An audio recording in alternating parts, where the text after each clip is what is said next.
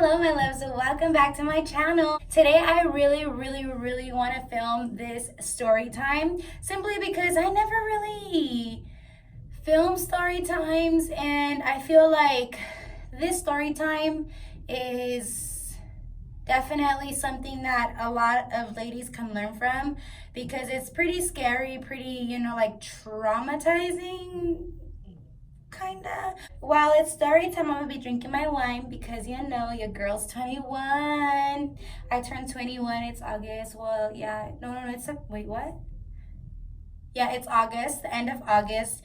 And I turned 21 in June 15th. So hooray for that. I don't have nobody to cheer with me. So cheers with this salt water.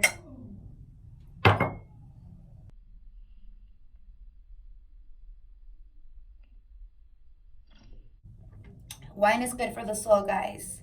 Enough of the talk. Let's get straight to it. Back when I was 18, I actually had met a guy online on Twitter, and I'm not going to release his name, but let's just call him Billy. I saw, Billy like comment on my friend's Twitter posts. I would see him a lot, like commenting on my friend's stuff and all that. So I was like, hey, I click on his profile, and this guy is, he's not ugly. He seems all right. I mean, on a scale from 1 to 10, he was probably like an 8.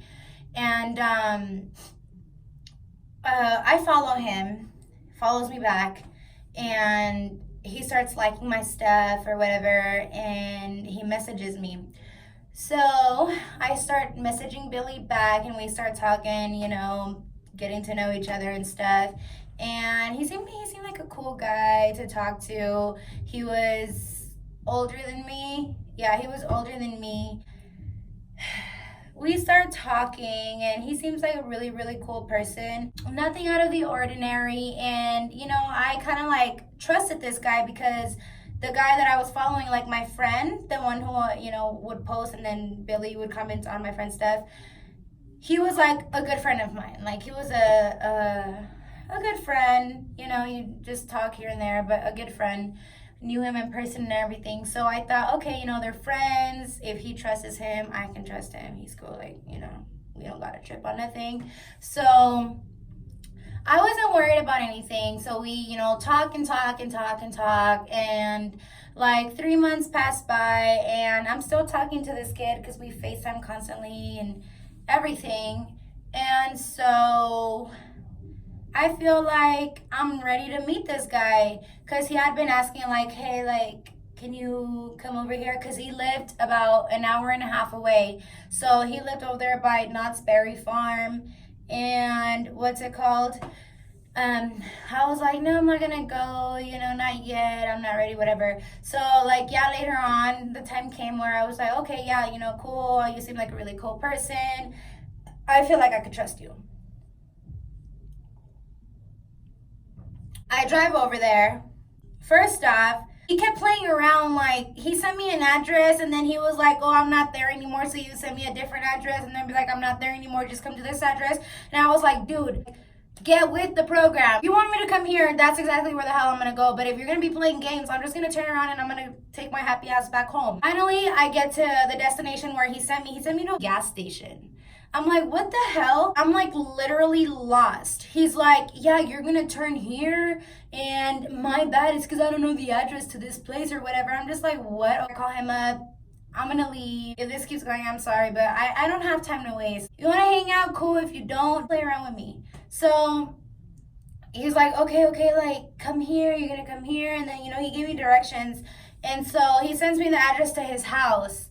So I have to drive like another 15 minutes away to his house because the address that he gave me wasn't the right address. I go to his house, I get there, and he's barely pulling up. He had gotten a new car, like it was a new car that he just got, I think that same day. So he pulls up, he's like, hey, like, just park your car, we'll come in my car. I get in his car, I, lock my car, everything. I grab my wallet, I grab my keys, I grab everything that I need to take along with me because, it's a neighborhood. Never been here in this neighborhood. I don't trust anybody. So we're in the car. He's like, so do you have anything in mind? I'm like, no, I don't have anything in mind. Whatever you want to do, I'm fine with that. So he's like, all right, cool. We're gonna go to my friend's house. We're gonna hang out and this and this. And he has weed, and he has, what else does he have? He has a pen. I think it was a wax pen. I don't know what it was. It was a pen that gets you high. I don't know what it was. I know I sound stupid, but I'm sorry. I don't like weed. I don't like anything that has to do with weed. So, like, I was lost. Next thing you know, I see this guy. He takes a hit. Not even a hit, probably like a few hits. We start driving to his friend's house or whatever, and he's driving hella fast. Like, fast as hell. I was literally scared for my life. I thought we were gonna crash. So we get to his friend's house, and by his friend's house across the street there is a park. So his friends have like bottles, they have beers and all types of stuff. And I knew, I was like, dude, like this is not for me, like this is not for me. I actually honestly genuinely thought that we were gonna go out somewhere, maybe like to the movies, gonna go get something to eat, something nice. I felt uncomfortable. I felt really uncomfortable. Like I just wanted to go home. I wanted to be in my car. I felt uncomfortable. Like that was not a place to be for me. He's just, drinking and drinking and drinking. Like I'm completely sober. I'm in my right state of mind because I know better than to, do something with a guy I barely know in person. I know him through phone, I know him through social media, but that's a whole different person than when you're actually with a person in person. You know what I mean? And I'm not even gonna lie, guys, this kid probably had like 20 plus beers. I'm not even exaggerating. There was this girl, with her boyfriend and some other dudes there, and the girl just kept staring at me like, dude, like, I feel bad for you, like that kind of stuff. He was acting a fool, like, he was saying stupid stuff. He was making everybody feel uncomfortable. He was making everybody mad. Dude, shut up. Like, you're doing too much. I just wanted to go home. Mind you, guys, I was like maybe an hour and a half to 2 hours away from my house. I was literally like telling myself off in my mind. Like, I was just so mad at myself, and I started getting mad at him. I didn't show it, but I was just over this guy. It was like already 3 a.m. Cops pull up to the park because I guess they thought it was suspicious for us to be there. And they had to hide all the bottles, they had to hide all the beer in their backpacks, whatever I forgot what they had, but they had hid everything. And I was like in my right state of mind, so I remember everything. And Billy was just acting so stupid, and he was just being his stupid self. So the cops come up to us, and then they're like, hey, is everything okay? And this and this. We were like, oh yeah, everything's good. They told us that we had to leave because it was already really late. We had to go home and this and that. So then Billy starts being disrespectful to the cops, and the cops weren't having it. And like eventually, like his friends were like, dude, like shut up, like let's go. And so eventually we left. His friends went their separate ways, and me and Billy got in his car because we were gonna leave back to his house so that I can leave to my house. I had asked him if he felt comfortable with me driving his car because he was drunk. He was high and he was drunk. So this guy is just out of his mind. You can tell he can't even walk right, he can't even talk right. This dude is just effed up. He's gone. So I asked him, hey, you feel comfortable with me, driving your car? We get home, whatever. No, it's okay. I just got that car. I don't want to risk anything, this and this. I was like, dude, you don't want to risk anything, but look at you. What are you doing? Like, you're drunk. Yeah. Thank God I'm still here. Like, he's literally speeding down the freeway. He almost hit like 3-4 cars. I was mad at this point. I was like really, really mad. I was like, slow down. Like, I'm scared. And he starts laughing like he thinks everything is a joke. Thank God we get to his house, and we were talking like outside in the front of his house or whatever. And next thing you know, a car starts like pulling up, and then he looked. He's like, "Oh shit, that's my uncle. That's my uncle." And then I was like, "Okay, what about it?" He's like, "No, you're not allowed to be here. You're not allowed to be here. You gotta hide." And I was like, "What the hell? Like, this kid is older than me, and he literally acts like a kid.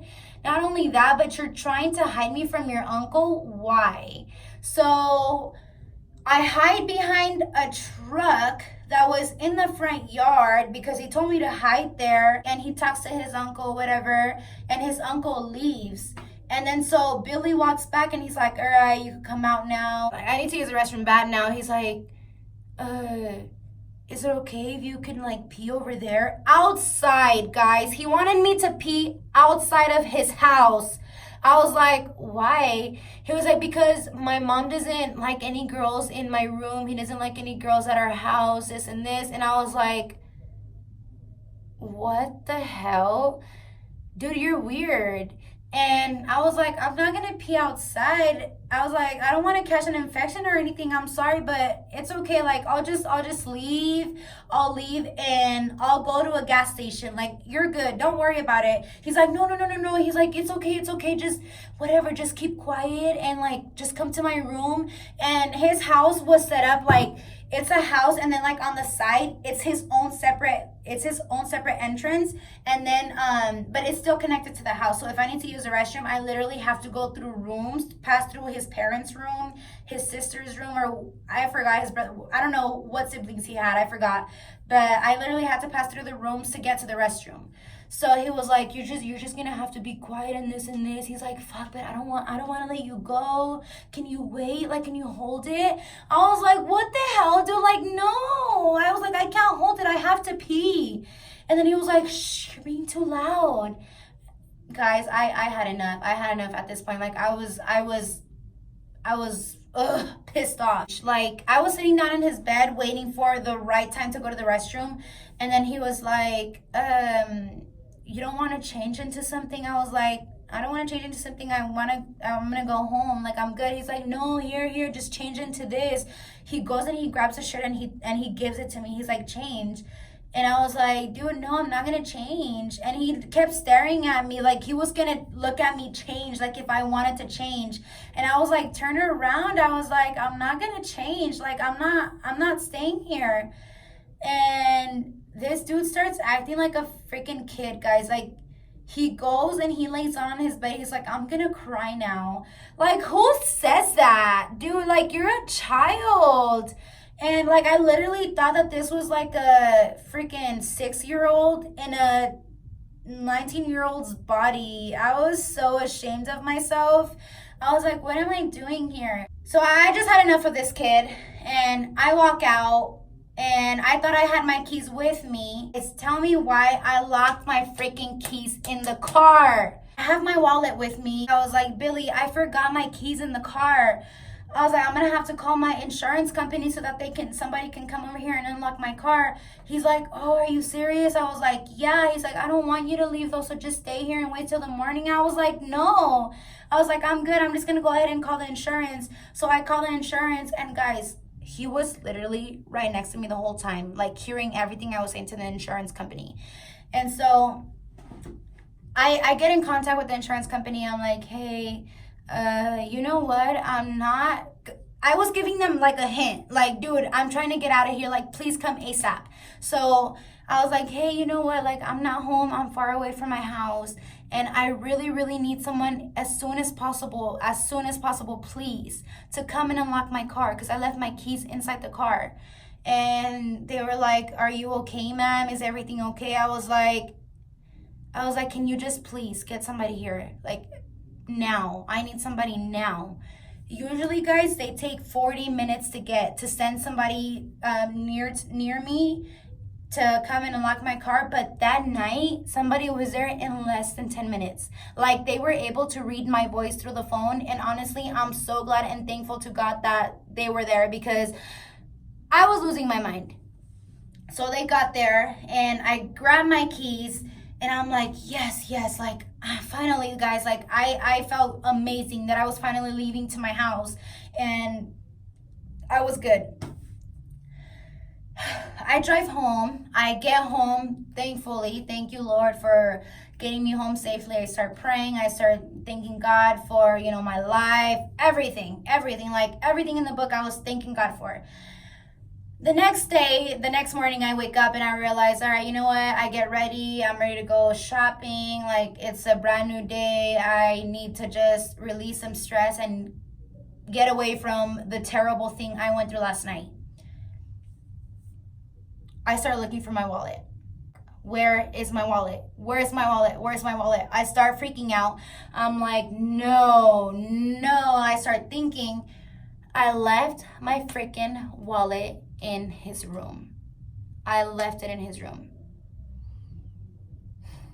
What am I gonna do? I had totally blocked this kid on social media. I had blocked his number. And you know how when you have iPhones, you can tell if somebody blocks you because the message won't go through? He knew that I blocked him. I had him blocked on everything. When I realized, guys, that I forgot my wallet in his house, I freaked out. I have my baby's insurance cards. I have my insurance card, my ID, money that I had in my wallet, my social security. Don't ask me why I have my social security on me. I just had it.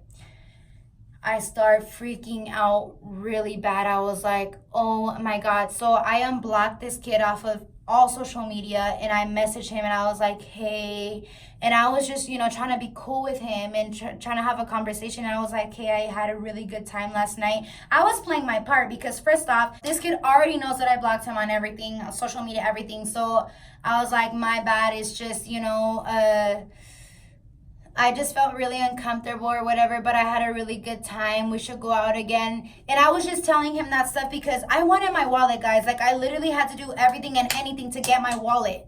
So I was like, by any chance, did I forget my wallet in your room? He's like, yes, you did. And I was like, fuck. I had to drive all the way back. It took me like 2 hours. I hit up my friend though and I was like, hey, you know what? You need to come with me. And I made something up, guys, because I was embarrassed. I was not trying to tell my friend like I was with this guy and this happened. Like I was so embarrassed and I was just so ashamed of myself because I really just effed myself over. So I lied to my friend and I was like, this and this happened. That's how I ended up forgetting my wallet and this. And he's like, all right, cool. Yeah, I'll go with you, whatever. So he sends me the address to his house again because I had it erased everything. So I had nothing of him. I didn't have his address. I had nothing. So I was like, send me your address, please, because I'm going to go pick up my wallet.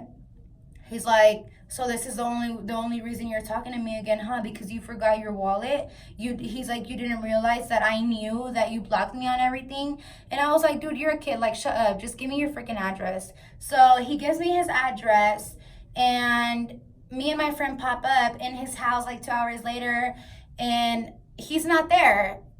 And I was like, hey, like I'm blowing up his phone, and he's not answering. He's just ignoring me.